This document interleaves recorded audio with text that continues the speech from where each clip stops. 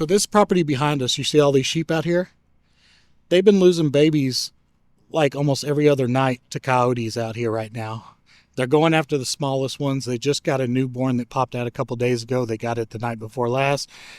They've tried to put bright lights out. They've been moving the herd up behind the house into the backyard with a bunch of bright lights. They got cameras set up everywhere trying to see what's getting them. We're assuming it's coyotes. But to keep our guys safe, we've been bringing them in the house at night. I'll show y'all some funny pictures here. Getting a little too comfortable in the house.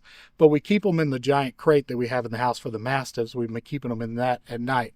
But of course, it's starting to smell like a barn in the house. So we really need to get this structure complete and get them a nice, safe place out here. Now, I would like to do more of a barn theme and just have lower like stall doors that open and stuff. But if we do that, the coyotes can jump over into it and just have a free-for-all buffet until they get big enough to hold their own. The brand new ones. Yeah, because they're not supposed to have horns, but Turbo does, and his horns are growing fast. They're already almost 2 inches long, and he's not even 2 months old yet. All right, the first thing we have to do is going to be the most tedious. We're going to have to move some dirt around. You can see where it's already holding water. There's a little trench area right there. And of course, we don't want water in our stalls with our guys.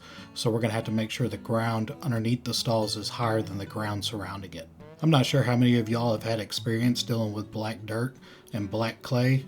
It is difficult to dig into, and it sticks to everything. It sticks to your boots, it sticks to your shovel. Then all of a sudden your shovel weighs 20 pounds, your boots weigh 20 pounds. So it's definitely a workout trying to deal with this black dirt. So I got an idea. I'm going to try to spray some white lithium WD-40 on my shovel just to see if it'll keep any of that clay from sticking to it.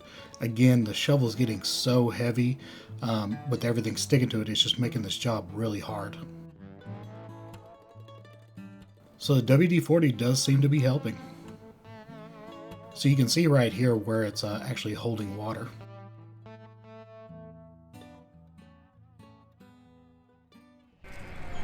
So y'all see that hole right there? Yeah, thanks guys.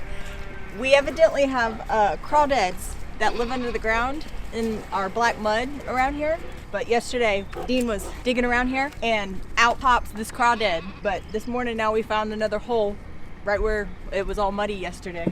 There's crawdads all in the ground out here. You start digging and they start coming up, and they're pretty decent size. As you can see, we got everything leveled out yesterday. We had to stop recording.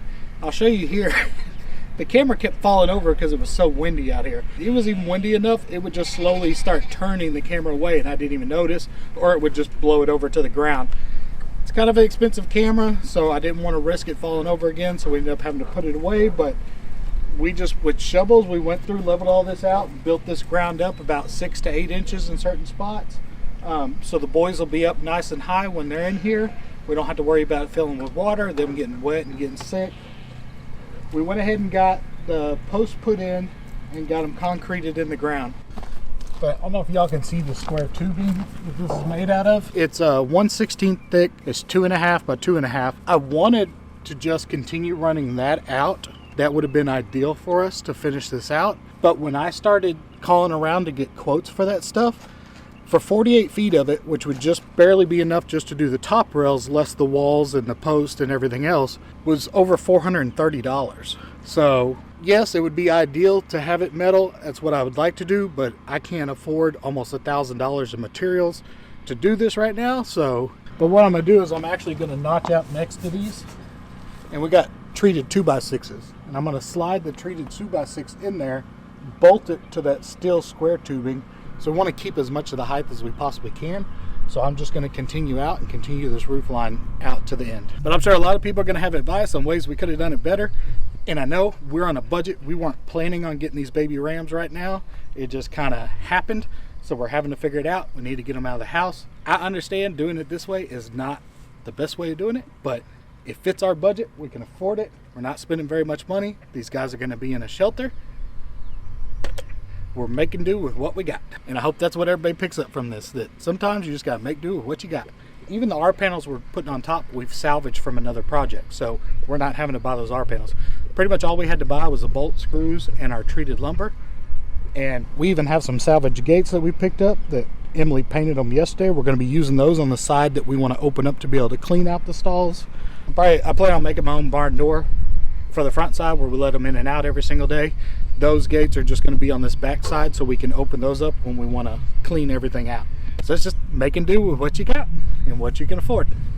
In the true Dean fashion, reduce, reuse, recycle. Or I'm just cheap.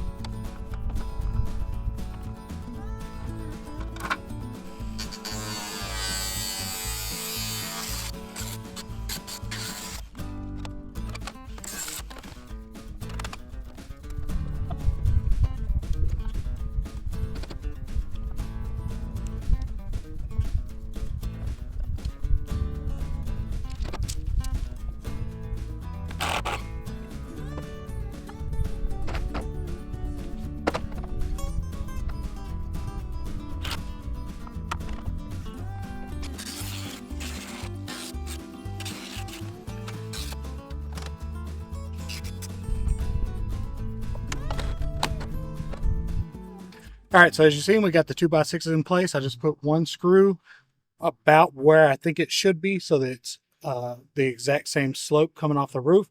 But I will go grab my laser, put a laser across it just to make sure they're all identical before we start putting the roof on. Now, me and Emily are going to go inside the barn. It's really dark in there, so there's no reason to film because you're not going to be able to see anything. But all we're going to do is where the square tubing runs down the side of the frame now, we're just going to go through, pop a few holes in it. And I got big bolts, nuts, and washers. And we're going to bolt these 2x6s to that square tubing inside.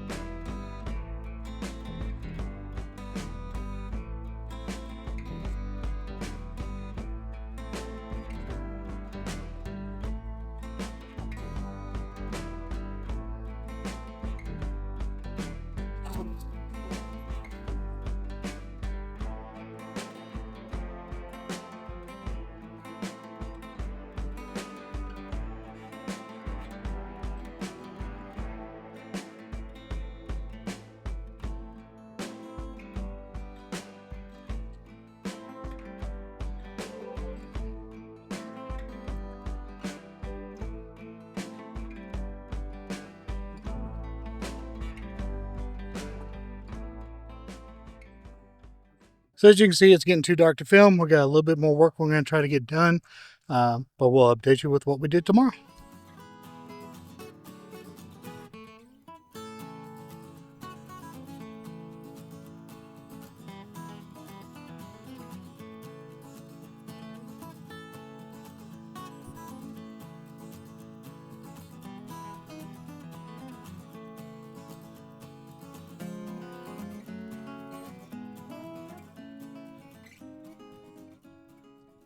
All right, now the fun part I've been looking forward to. We're going to take some junk I have laying around and we're going to make a cool custom stall door.